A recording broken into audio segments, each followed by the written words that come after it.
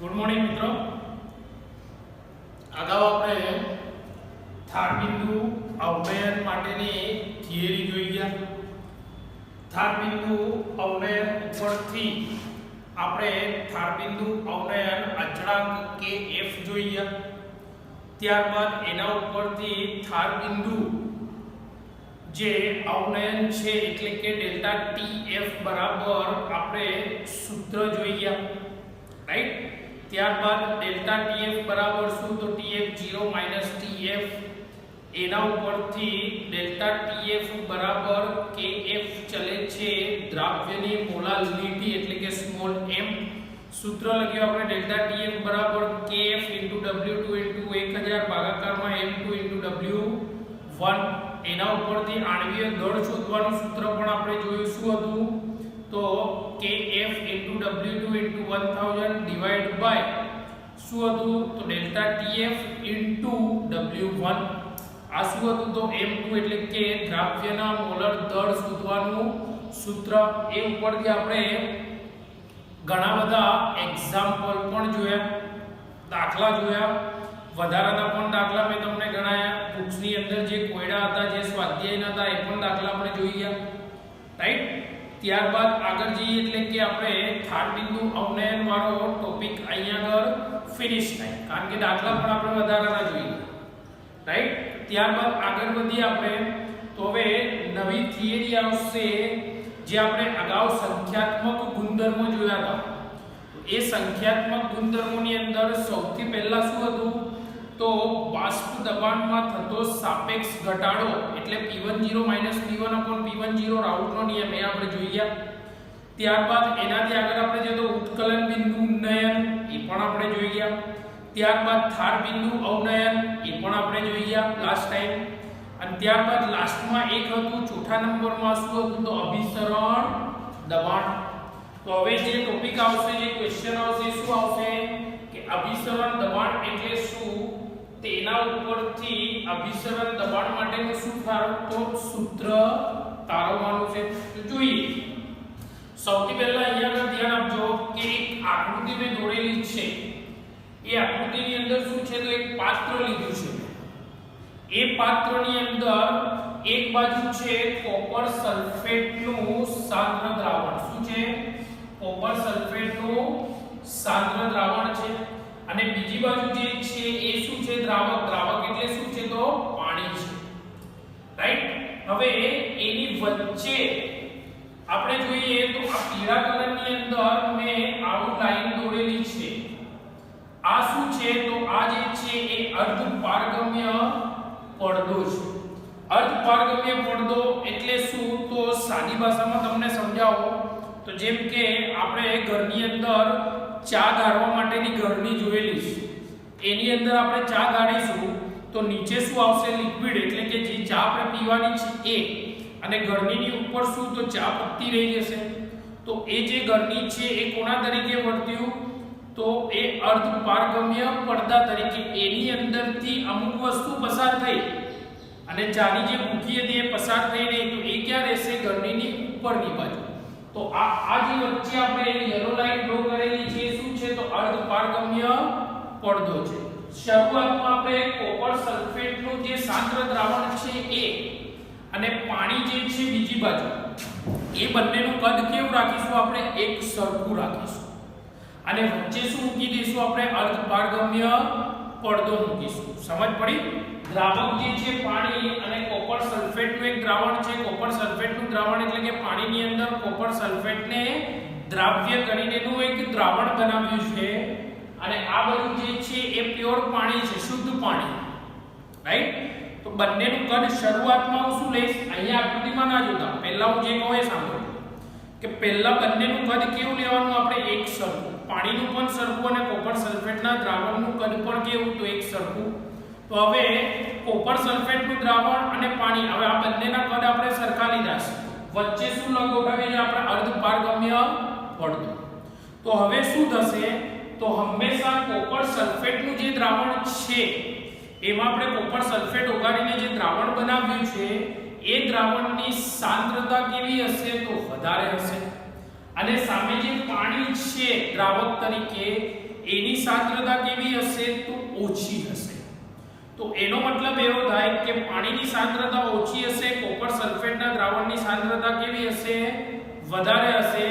તો દ્રાવકના જે કણો છે, દ્રાવક એટલે કે પાણીના જે કણો છે, પાણીના જે અણુઓ છે એ અર્ધપારગમ્ય પડદામાંથી પસાર થઈને ક્યાં જશે તો દ્રાવણ તરફ જશે।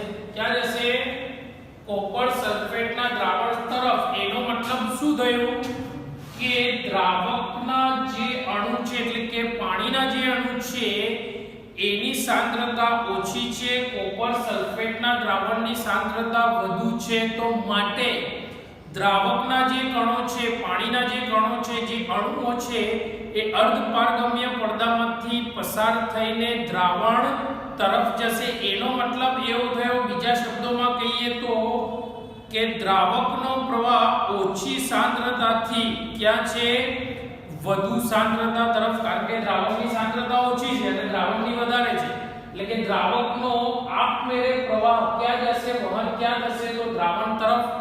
કારણ કે કોપર સલ્ફેટના દ્રાવણની સાંદ્રતા કેવી છે વધુ છે, આથી દ્રાવકના કણો ઓછી સાંદ્રતાથી વધુ સાંદ્રતા તરફ શું થશે તો વહન પામશે।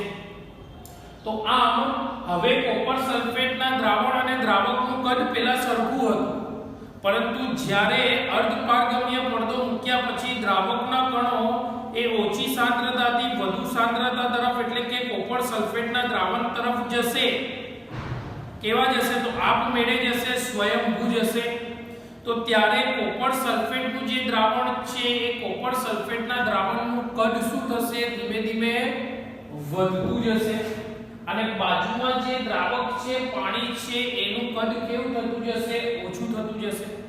રાઈટ, કારણ કે પાણીનું કદ ઓછું થતું, કારણ કે પાણીના અણુઓ તો ક્યાં જવાના કોપર સલ્ફેટના દ્રાવણ તરફ, એટલે વહન થશે ઓછી સાંદ્રતાથી વધુ સાંદ્રતા તરફ, એટલે કોપર સલ્ફેટના દ્રાવણનું કદ વધશે અને સામે દ્રાવક જે પાણી છે એનું કદ ઓછું થશે।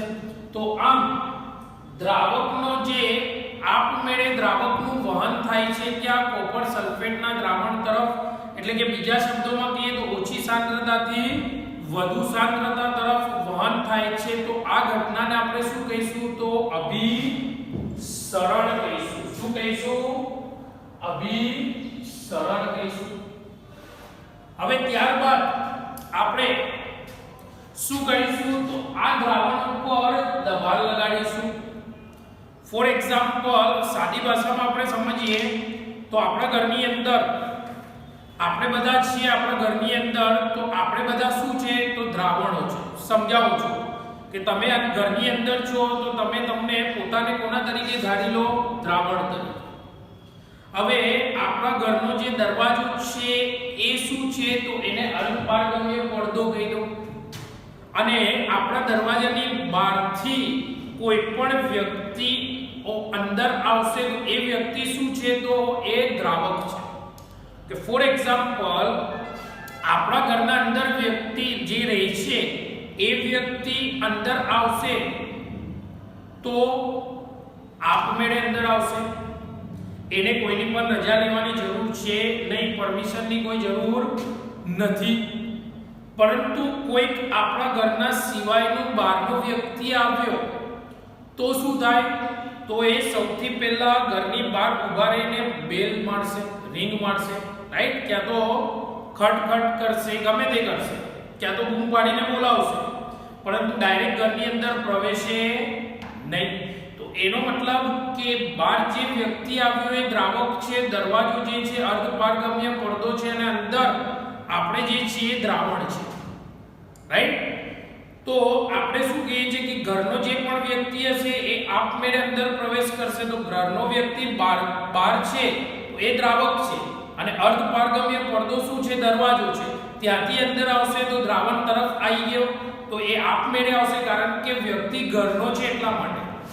પરંતુ હવે કોઈ બહારનો વ્યક્તિ અંદર આવશે તો સૌથી પહેલા તો આપણે ઇન્ફોર્મ કરશે, પરંતુ સપોઝ એવું હોય કે બહારનો વ્યક્તિ આપણને ઓળખતો નથી છતાં પણ જબરજસ્તી આપણા ઘરમાં ઘૂસવાનો પ્રયત્ન કરે તો આપણે શું કરીશું, એને આપણે બહાર ધક્કો મારીશું. એનો મતલબ કે બહારનો જે વ્યક્તિ છે એ દ્રાવક છે, દરવાજો અર્ધ પારગમ્ય પડદો છે અને તમે જે છો એ દ્રાવણ છે, તો તમે શું કરશો? દ્રાવણ ઉપર શું આપશો? તમે દબાણ આપશો. દબાણ આપશો તો એ દબાણ જશે અર્ધ પારગમ્ય પડદા ઉપર એટલે કે દરવાજા ઉપર અને પછી એ દ્રાવક ઉપર. તો એનો મતલબ કે વ્યક્તિ પછી અંદર પ્રવેશી શકતો નથી. આપણે એને શું કરીશું? બહારની તરફ ધક્કો મારીશું. એનો મતલબ કે એના ઉપર પ્રેશર આપીશું, દબાણ આપીશું. તો એમ દ્રાવણ ઉપર જે આપણે દબાણ લગાડીશું, રાઈટ, તો એના કારણે એ દ્રાવક જે અંદર આવવાનો છે અંદર આવી શકતો નથી. તો એનો મતલબ એવો થયો કે દ્રાવકનો જે પ્રવાહ છે એ ક્યાં છે? દ્રાવકથી દ્રાવણ તરફ એટલે કે ઓછી સાંદ્રતાથી વધુ સાંદ્રતા તરફ કેવો પ્રવાહ છે? તો આપમેળે. પરંતુ આ જે વસ્તુ બન્યું આપણે દબાણ આપીશું તો એના કારણે થશે શું? તો બહારનો જે વ્યક્તિ જે દ્રાવક છે એ દ્રાવણની અંદર પ્રવેશી શકતો નથી. એનો મતલબ કે એનો જે આપમેળે સ્વયંભૂ પ્રવાહ જે હતો દ્રાવકનો એ શું થશે? અટકી ગયો. તો આમ એ દ્રાવકનો જે સ્વયંભૂ પ્રવાહ છે દ્રાવણ તરફ, એ પ્રવાહને એ વહનને અટકાવવા માટે, રોકવા માટે જે દબાણ આપીશું એને આપણે શું કહીશું? તો અભિસરણ દબાણ કહીશું. શું કહીશું? એને અભિસરણ દબાણ કહીશું. સમજ પડી આટલી? સૌથી પહેલા તો દ્રાવકનો સ્વયંભૂ પ્રવાહ છે દ્રાવણ તરફ. કેમ? કારણ કે દ્રાવકની સાંદ્રતા ઓછી, કોપર સલ્ફેટના દ્રાવણની સાંદ્રતા વધુ, તો કોઈ પણ દ્રાવકના કણો ઓછી સાંદ્રતાથી વધુ સાંદ્રતા તરફ શું પામશે? તો વહન પામશે. કેવું? તો આપમેળે. ક્યાંથી? તો અર્ધ પારગમ્ય પડદામાંથી. એટલે કોપર સલ્ફેટના દ્રાવણ એટલે કે એનું કદ વધી જશે અને દ્રાવકનું કદ ઘટી જશે. તો આ જે વહન થયું, પ્રસરણ થયું, એને કહેવાય અભિસરણ. પરંતુ હવે એ દ્રાવકનો જે વહન છે, પ્રવાહ છે, એને રોકવા માટે આ દ્રાવણ ઉપર જે દબાણ લગાડીશું આપણે, એ દબાણના કારણે દ્રાવકનો જે સ્વયંભૂ પ્રવાહ છે આપમેળે જે વહન પામે છે, દ્રાવક જે આપમેળે દ્રાવણની અંદર આવે છે, એ વસ્તુ શું થશે? અટકી જશે. તો એ જે દબાણના કારણે અટક્યું એ દબાણને જ શું કહીશું આપણે? અભિસરણ દબાણ. તો હવે આનું કોઈક તો એક્ઝામ્પલ જોઈએ. તો આપણે ખબર છે કે સૂકી દ્રાક્ષ બધાએ જોઈ છે. એને આપણે પાણીની અંદર શું કરીએ? મૂકી દઈએ. હવે પાણીની અંદર તમે એને મૂકી રાખશો, જેમ જેમ સમય જશે એમ એમ દ્રાક્ષ શું થશે? તો ફૂલી જશે. તો એનો મતલબ કે દ્રાક્ષ તમે ખાઓ તો સામાન્ય ખાટી લાગશે. એનો મતલબ કે એની અંદર એસિડ, તો દ્રાક્ષની જે સાંદ્રતા છે એ વધુ છે અને જે પાણીની અંદર તમે મૂક્યું છે એ પાણીની સાંદ્રતા કેવી છે? ઓછી છે. તો હવે પાણી ઓછી સાંદ્રતાથી વધુ સાંદ્રતા તરફ તો દ્રાક્ષની અંદર જશે, એટલા માટે દ્રાક્ષ શું થાય? તો ફૂલી જશે. તો આને પણ કહેવાય વન ટાઈપ ઓફ શું? તો અભિસરણ. રાઈટ. અને એ પ્રવાહને, એ વહન જે છે દ્રાવકનું આપમેળે જે દ્રાવણ તરફ થાય છે, એ વહનને રોકવા માટે, અટકાવવા માટે જે દબાણ આપીશું આપણે દ્રાવણ ઉપર, એને શું કહેવાય? તો અભિસરણ દબાણ કહે છે. એટલે ઉદાહરણ તરીકે આ સૂકી દ્રાક્ષ વાળું લખવું હોય તો લખી શકાય. ઘણા બધા ઉદાહરણો છે. રાઈટ. તો જોઈએ અહીંયા આગળ કે શુદ્ધ દ્રાવક અને દ્રાવણને અર્ધ પારગમ્ય પડદા વડે એકબીજાના શું કરવામાં આવે? તો સંપર્કમાં રાખવામાં આવે છે. જે અર્ધ પારગમ્ય પડદો છે એના કારણે દ્રાવક અને દ્રાવણને એકબીજાના સંપર્કમાં રહે એવી રીતના ગોઠવવામાં આવે. એટલે કે અર્ધ પારગમ્ય પડદાની મદદથી શું થશે? દ્રાવણ અને દ્રાવક બંને એકબીજાના સંપર્કમાં રહેશે. ત્યારબાદ શું થાય? આથી સંપર્કમાં આવ્યા પછી આ દ્રાવકના જે સ્વયંભૂ વહન ક્યાં થશે? તો દ્રાવણ તરફ થાય છે. એનો મતલબ કે દ્રાવકના સ્વયંભૂ વહન, કે દ્રાવકનું સ્વયંભૂ વહન શું થશે? દ્રાવકનું સ્વયંભૂ વહન દ્રાવણ તરફ એટલે કે દ્રાવકના જે કણો છે જે આપમેળે ક્યાં જશે? દ્રાવણ તરફ, એટલે કે ઓછી સાંદ્રતાથી વધુ સાંદ્રતા તરફ જાય. તો આથી દ્રાવકના આ સ્વયંભૂ વહન જે છે, દ્રાવકના કણોનું જે આપમેળે વહન થાય છે દ્રાવણ તરફ, તો એ વહનને શું કહીશું આપણે? અભિસરણ કહીશું.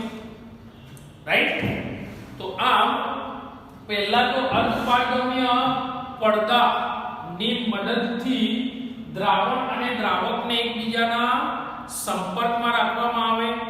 ત્યારબાદ શું થશે? તો સંપર્કમાં રાખવામાં આવે તો આ દ્રાવકના જે કણો છે એ આપમેળે દ્રાવણ તરફ, એટલે કે સ્વયંભૂ દ્રાવકના કણોનું દ્રાવણ તરફ વહન થાય છે. આ ઘટનાને આપણે શું કહીશું? તો અભિસરણ.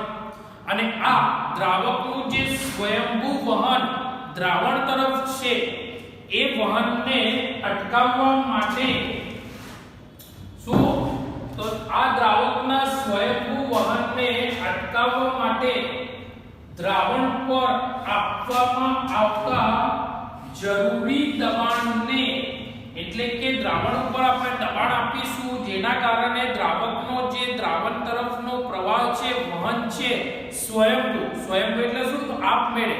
તો એ વહન શું થશે? અટકી જશે. તો એ વહનને અટકાવવા માટે દ્રાવણ ઉપર જે તમે દબાણ આપ્યું એ દબાણને શું કહેવાય? તો અભિસરણ દબાણ કહે છે. સમજ પડી? સરસ. ત્યારબાદ આગળ જઈએ તો આ જે અભિસરણ દબાણ છે એ અભિસરણ દબાણ કોની અંદર આવતું હતું? તો સંખ્યાત્મક ગુણધર્મમાં આપણે જોયું હતું. તો એવું કહી શકાય કે અભિસરણ દબાણ એ કેવો ગુણધર્મ ધરાવે છે? તો સંખ્યાત્મક ગુણધર્મ ધરાવે. અને સંખ્યાત્મક ગુણધર્મ ધરાવતો હોવાના કારણે, તો સંખ્યાત્મક ગુણધર્મની વ્યાખ્યા શું હતી? તો કોઈ પણ જે ગુણધર્મ છે દ્રાવણનો એ કોના ઉપર આધાર રાખશે? તો ફક્ત અને ફક્ત દ્રાવ્ય કણોની, જે દ્રાવ્ય પદાર્થ છે એ દ્રાવ્ય પદાર્થના કણોની સંખ્યા ઉપર આધાર રાખે.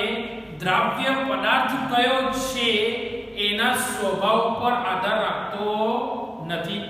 તો સંખ્યાત્મક ગુણધર્મ એ દ્રાવ્યના કણો જે છે દ્રાવ્ય પદાર્થના, એની ફક્ત અને ફક્ત સંખ્યા ઉપર, એટલે કે દ્રાવ્ય પદાર્થ ગમે તેવો એનાથી એને કોઈ મતલબ છે નહીં.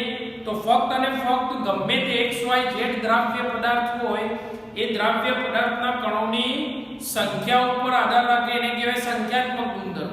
તો એ દ્રાવ્ય કણોના સ્વભાવ ઉપર આધાર રાખતો નથી. તો આમ આ અભિસરણ દબાણ પણ શું છે? તો સંખ્યાત્મક ગુણધર્મ ધરાવે છે. અને સંખ્યાત્મક ગુણધર્મ ધરાવતો હોવાના કારણે એ ફક્ત અને ફક્ત દ્રાવ્ય કણોની સંખ્યા ઉપર આધાર રાખશે, કે દ્રાવ્ય કણોના સ્વભાવ ઉપર આધાર રાખતો નથી.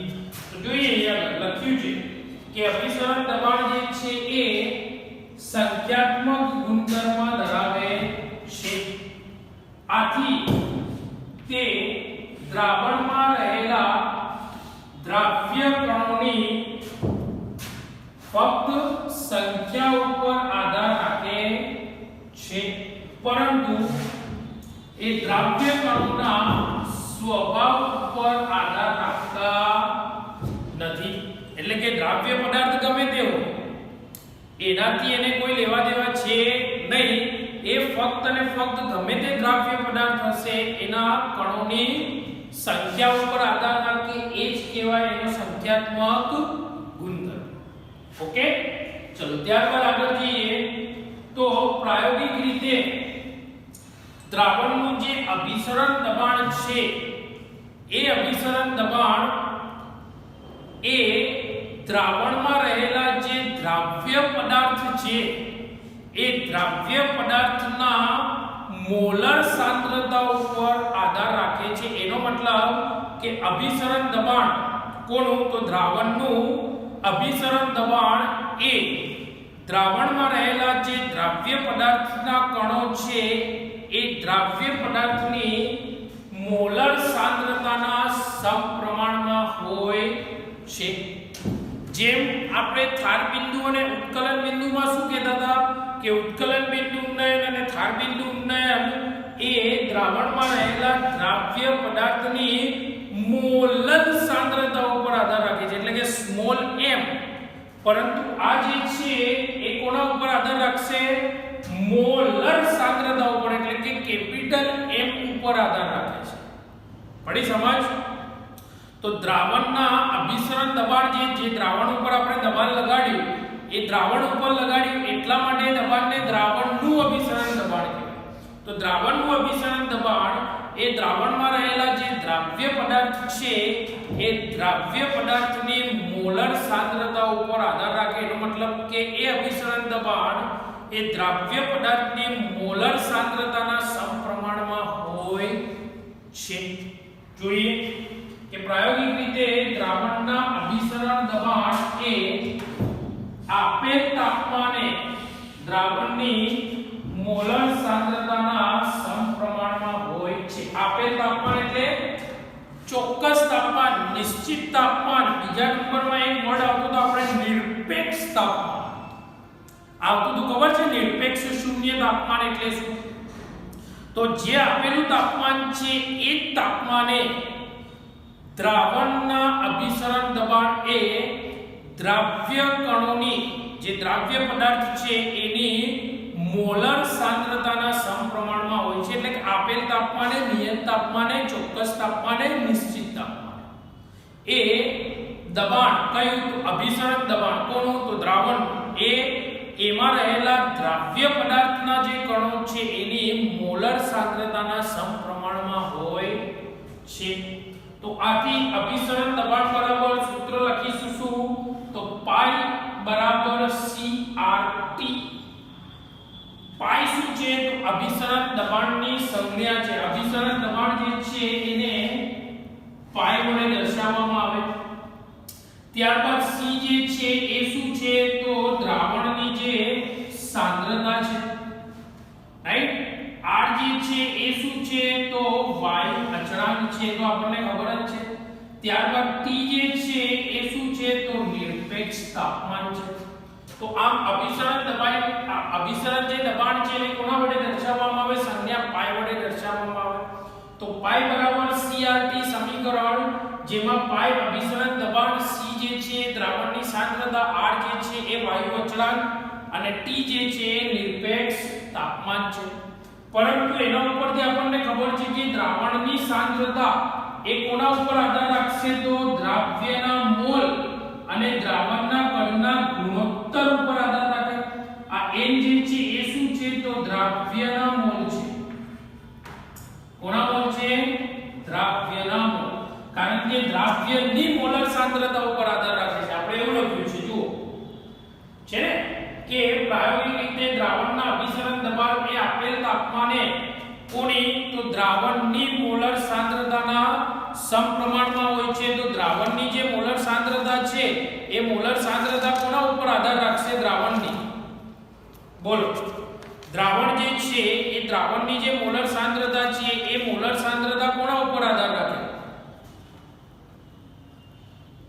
એમાં રહેલા દ્રાવ્ય પદાર્થના ઉપર, હે ને? કે દ્રાવણની જે મોલર સાંદ્રતા, દ્રાવણ જે સાંદ્ર બનશે એ દ્રાવણની સાંદ્રતા કોના ઉપર આધાર રાખે છે? જેટલો દ્રાવ્ય પદાર્થ આપણે એમાં ઓગાળેલો હોય એ દ્રાવ્ય પદાર્થ ઉપર આધાર રાખશે. એટલે કે એટલા માટે આપણે લખ્યું કે દ્રાવણની સાંદ્રતા છે એ દ્રાવ્યના મોલ, કારણ કે દ્રાવ્ય પદાર્થ જેટલો વધુ આપણે ઓગાળશું એટલી એ દ્રાવણની સાંદ્રતા શું થશે? તો વધતી જશે. સિમ્પલ વસ્તુ છે. તો એનો મતલબ કે દ્રાવણની જે સાંદ્રતા છે એ કોના ઉપર આધાર રાખશે? તો દ્રાવ્યના કણોની સંખ્યા ઉપર. અને દ્રાવ્યના કણોની સંખ્યા કોના ઉપર? તો મોલનો આધાર કોના ઉપર? તો દ્રાવ્ય કણોની સંખ્યા, એટલે કે એના વજન ઉપર. તો આ જે છે સાંદ્રતા દ્રાવણની છે. તો દ્રાવણની સાંદ્રતા એ દ્રાવ્યના મોલ અને દ્રાવણનું કદ જે છે એ બંનેના ગુણોત્તર બરાબર થાય છે. એટલે કે સાંદ્રતાનો આધાર દ્રાવણની કોના ઉપર? તો દ્રાવ્યના મોલ અને દ્રાવણના કદના ગુણોત્તર ઉપર આધાર રાખે છે.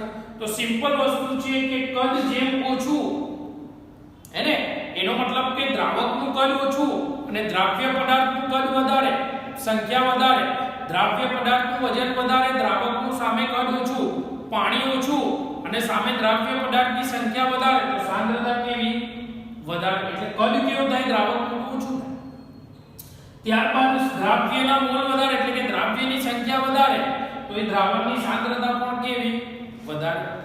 તો આ થયું C બરાબર n/v, સમજ પડી ગઈ। n એટલે કે દ્રાવ્યના મોલ અને v એટલે કે દ્રાવણનું કદ। આ બંનેનો જે ગુણોત્તર એ કોના ઉપર આધાર રાખશે દ્રાવણની સાંદ્રતા ઉપર, એટલે કે એના બરાબર થશે।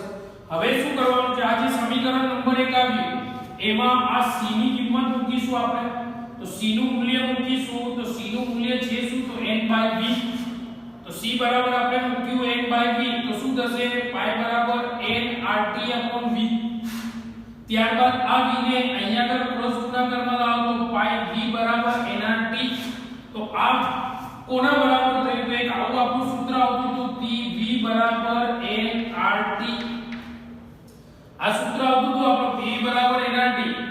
આ શું હતું આદર્શ વાયુ સમીકરણ, જો એના જેવું સમીકરણ છે અહીંયા આગળ p એટલે પણ શું હતું તો દબાણ હતું પણ કેવું આંશિક દબાણ વાયુનું, અહીંયા આગળ પાઈ છે, પાઈ એટલે પણ શું છે તો દબાણ જ છે પરંતુ કયું છે તો અભિસરણ દબાણ છે, ફક્ત p અને પાઈ નો ફરક છે જુઓ, બાકી v nRT તો આ પાઈ v બરાબર nRT થશે ને આપણે આદર્શ વાયુ સમીકરણ જોયું તો pv બરાબર nRT, તો ત્યાં આગળ p એટલે પણ દબાણ ને અહીંયા પાઈ એટલે પણ દબાણ, પરંતુ ત્યાં p એટલે આંશિક દબાણ હતું, અહીંયા પાઈ એટલે અભિસરણ દબાણ છે, બસ ખાલી આટલો ફરક। તો હવે ત્યારબાદ આપણે શું છે કે n બરાબર આ n કોના છે તો દ્રાવ્યના મોલ છે, તો દ્રાવ્યના મોલ બરાબર દ્રાવ્યનું વજન, આ કોનું વજન તો દ્રાવ્યનું વજન અને આણ્વીય દળ જે છે એ પણ કોનું તો દ્રાવ્યનું આણ્વીય દળ,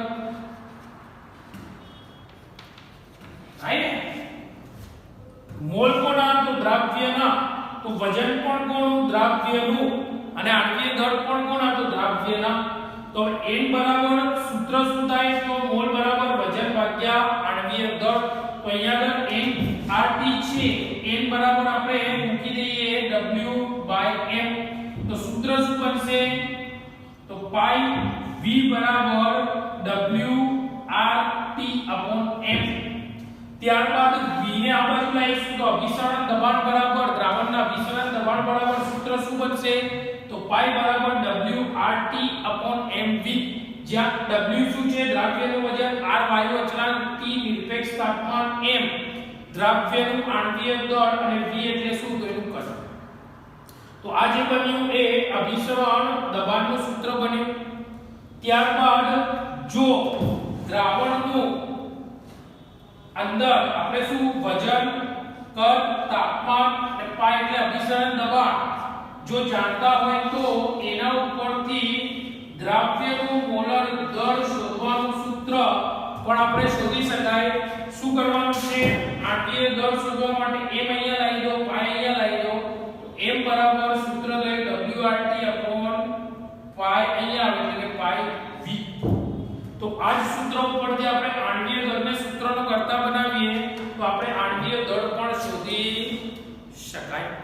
તો આ થયું શું તો અભિસરણ દબાણ એટલે શું તે પરથી અભિસરણ દબાણ માટેનું સૂત્ર તારવો અને તે પરથી દ્રાવ્યનું મોલર દળ શોધવાનું સૂત્ર તારવો, તો એ પણ આપણે શોધી લીધું। દાખલાની અંદર ઇમ્પોર્ટન્ટ વસ્તુ છે રાઈટ, તે આ ક્વેશ્ચનને આપણે ગોખવાનો સેજ પણ નથી, સિમ્પલ વસ્તુ છે કે ઓછી સાંદ્રતાથી વધુ સાંદ્રતા તરફ વહન થાય એટલે કે દ્રાવકનું વહન દ્રાવણ તરફ, ત્યાર એને કહેવાય અભિસરણ રાઈટ। ત્યારબાદ દ્રાવણ ઉપર દબાણ લગાડીશું તો દ્રાવકનો જે સ્વયંભૂ વહન છે એ દ્રાવણ તરફ અટકી જશે જેને કહેવાય અભિસરણ દબાણ। ત્યારબાદ અભિસરણ દબાણ શું છે સંખ્યાત્મક ગુણધર્મ, એનો મતલબ કે એ કોના ઉપર આધાર રાખશે ફક્ત અને ફક્ત દ્રાવ્ય કણોની સંખ્યા ઉપર, એના દ્રાવ્ય કણનો સ્વભાવ કેવો છે દ્રાવ્યનો એના ઉપર આધાર રાખતો નથી।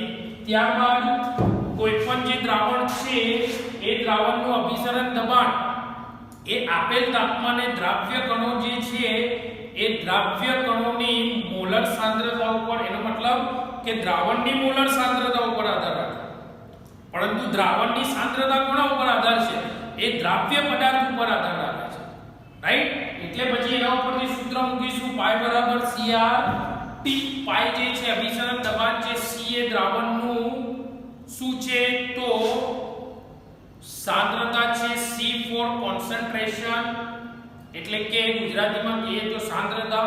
ત્યારબાદ R જે છે વાયુ અચળાંક છે, T જે છે નિરપેક્ષ તાપમાન છે. ત્યારબાદ શું છે તો C બરાબર સાંદ્રતા બરાબર M/V, તો દ્રાવ્યના મોલ ભાગાકારમાં કદ એનો ગુણોત્તર એટલે શું થાય તો સાંદ્રતા. ત્યારબાદ C નું મૂલ્ય સમીકરણ 1 માં મૂકતા શું થશે પાઈ બરાબર nRT/V. ત્યારબાદ V ને આમ લાવો તો પાઈ V બરાબર nRT કોણ આદર્શ વાયુ સમીકરણ જેવું થાય. આદર્શ વાયુની અંદર P એટલે દબાણ, આના અંદર કોણ પાઈ એટલે દબાણ, પરંતુ આદર્શ વાયુમાં આંશિક દબાણ, આમાં અભિસરણ દબાણ, એટલો જ ફરક. ત્યારબાદ શું કર્યું આપણે n બરાબર એટલે કે દ્રાવ્યના મોલ બરાબર દ્રાવ્યનું વજન ભાગાકારમાં દ્રાવ્યનું આણ્વીય દળ. આ મૂકી દઈશું n નું મૂલ્ય અહીંયા આગળ, તો સૂત્ર પાઈ V બરાબર WRT/m અને પાઈ અભિસરણ દબાણ બરાબર સૂત્ર WRT/mV. તો આ ગયું અભિસરણ દબાણનું સૂત્ર. હવે જો આપણે આની અંદર અભિસરણ દબાણનું મૂલ્ય, કદ, તાપમાન અને શું કહેવાય તો દ્રાવ્યનું વજન જો આપણે જાણતા હોય, કારણ કે આ તો અચળાંક છે, રાઈટ? આ ચાર વસ્તુ આપણે જાણતા હોય તો દ્રાવ્યનું મોલર દળ આપણે શોધી શકાય. તો એના મોલર દળ શોધવાનું સૂત્ર શું છે તો m બરાબર WRT/πV. તો આ ગયો અભિસરણ દબાણ માટેનો ક્વેશ્ચન. ત્યારબાદ આગળ જઈશું તો અભિસરણ દબાણ માટે ત્રણ વસ્તુ આવશે કે અભિસરણ દબાણ ઓછું હોય, વધારે હોય, સરખું હોય. તો એના ઉપરથી આવશે આઇસોટોન, હાઇપર અને હાઇપો, રાઈટ? હાઇપો, હાઇપર અને આઇસો શું છે એ આપણે જોઈશું. અને ત્યારબાદ પછી આના ઉપરથી શું જોઈશું આપણે એક્ઝામ્પલ એટલે કે દાખલા. ઓકે,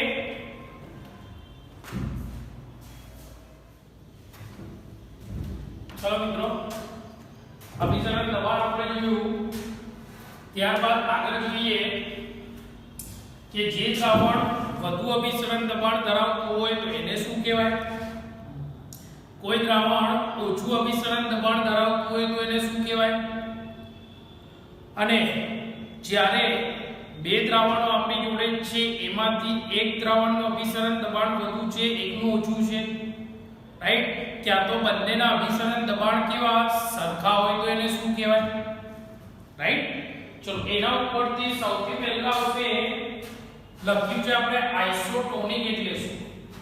તો આપેલ તાપમાને જ્યારે બે દ્રાવણો આપણે લઈએ અને એ બે દ્રાવણોને અર્ધપારગમ્ય પડદા વડે શું કરીએ આપણે એને કોન્ટેક્ટમાં લાવીએ એટલે કે સંપર્કમાં લાવીશું, તો બંને દ્રાવણોનું અભિસરણ એટલે કે વહન શું થશે? અટકી જશે. કારણ કે બંને દ્રાવણના અભિસરણ દબાણ સમાન હોય તો એ બંને દ્રાવણોને એકબીજાના શું કહેવાય તો આઇસોટોનિક.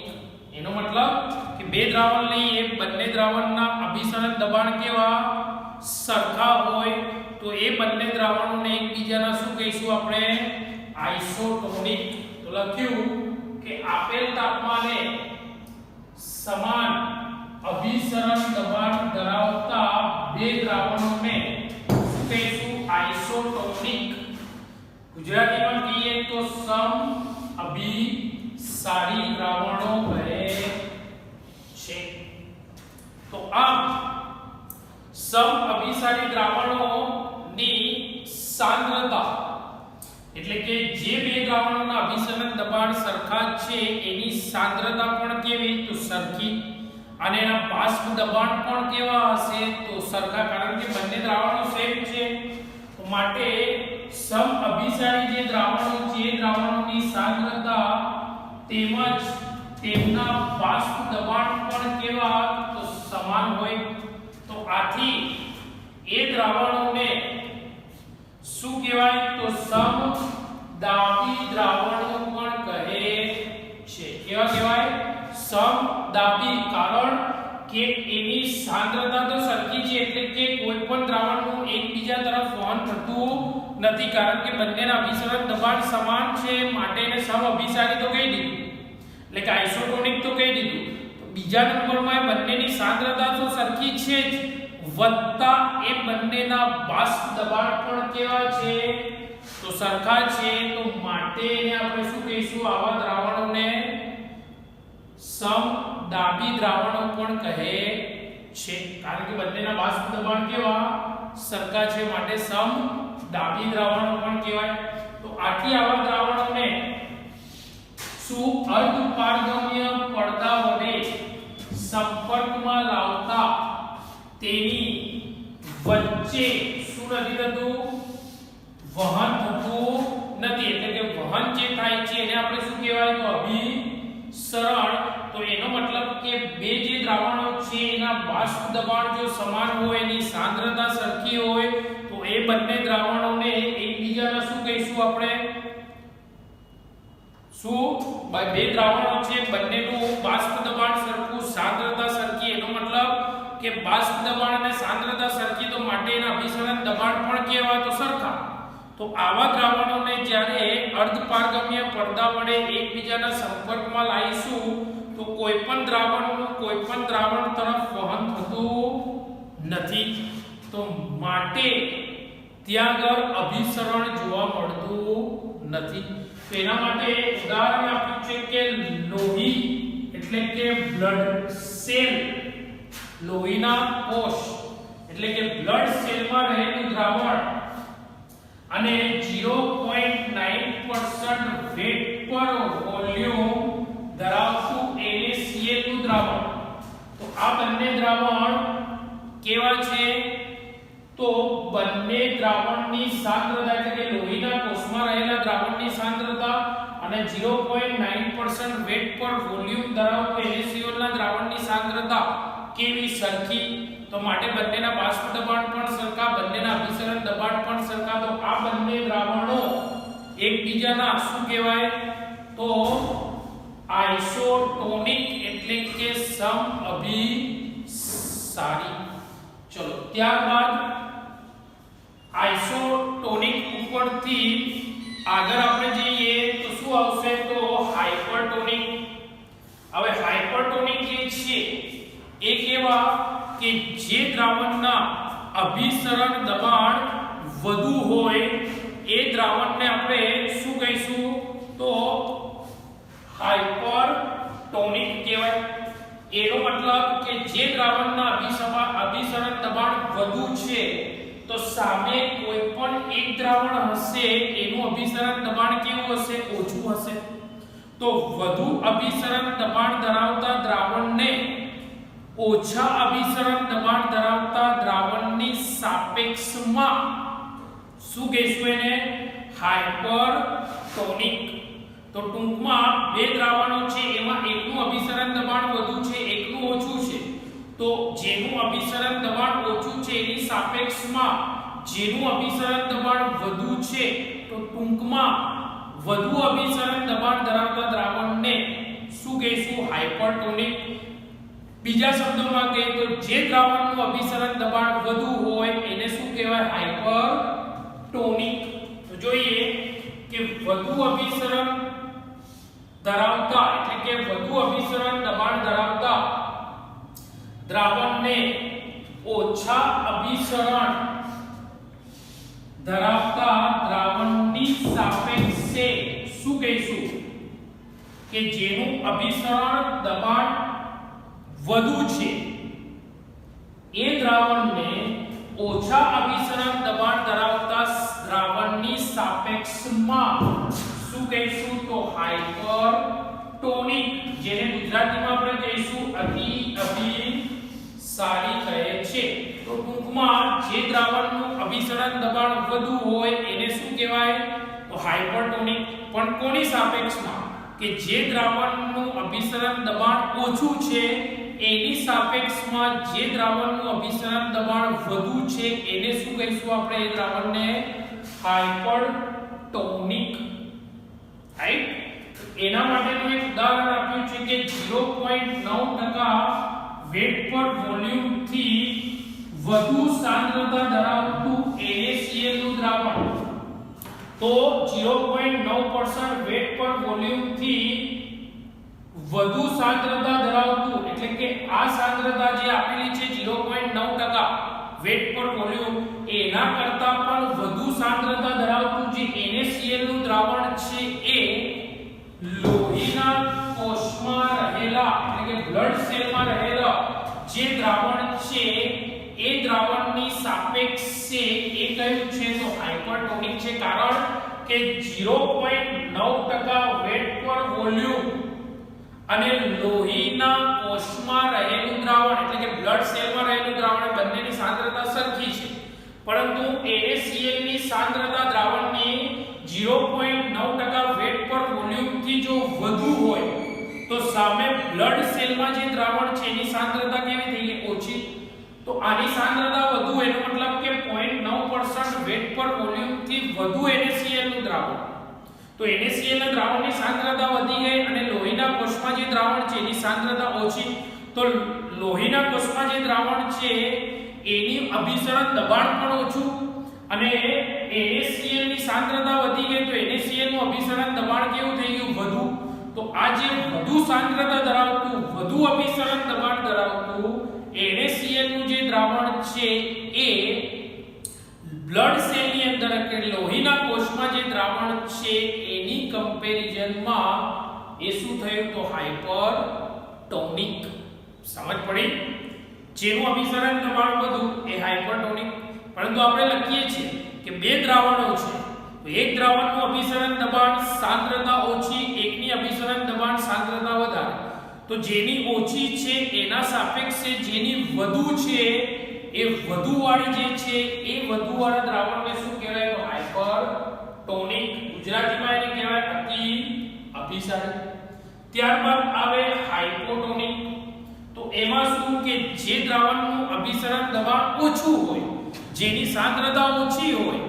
એને જેની સાંદ્રતા વધુ છે જેનું અભિસરણ દબાણ વધુ છે એની સાપેક્ષમાં શું કહેવાય હાઇપોટોનિક હાઇપો એટલે કે ઓછું અભિસરણ દબાણ ધરાવતું દ્રાવણ તો ઓછું અભિસરણ દબાણ ધરાવતું દ્રાવણ એ વધુ અભિસરણ દબાણ ધરાવતા દ્રાવણની સાપેક્ષમાં શું છે તો હાઇપોટોનિક છે તો છે અહીંયા કે ઓછા અભિસરણ ધરાવતા દ્રાવણને વધુ અભિસરણ ધરાવતા દ્રાવણની સાપેક્ષે એટલે કે વધુ અભિસરણ દબાણ ધરાવતા દ્રાવણની સાપેક્ષે ઓછા અભિસરણ દબાણ ધરાવતા દ્રાવણ એ કેવા કહેવાય તો હાઇપોટોનિક જેને ગુજરાતીમાં કહેવાય અલ્પ અભિસારી કહે છે તો એમાં જેમ આપણે અહીંયા આગળ શું લખ્યું કે 0.9% વેટ પર વોલ્યુમ થી વધુ સાંદ્રતા ધરાવતું NaCl નું દ્રાવણ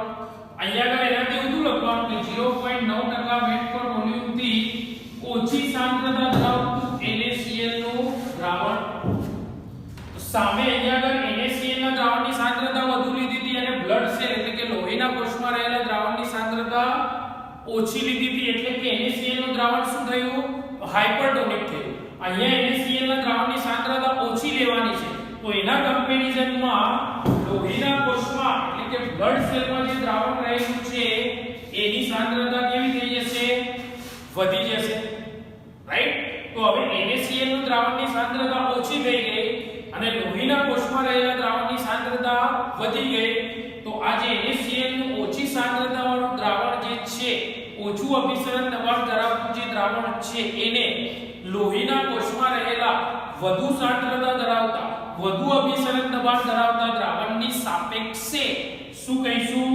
NaCl ના દ્રાવણને હાઇપોટોનિક કહેવાય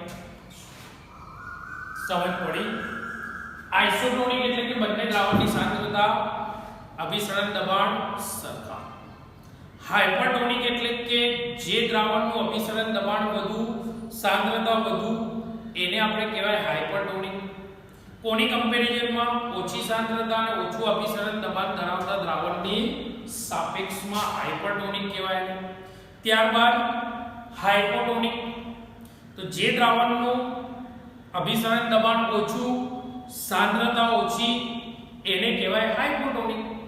પણ કોની સાપેક્ષમાં?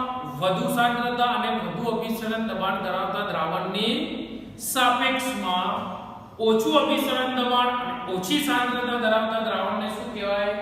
હાઇપોટોનિક કહે છે.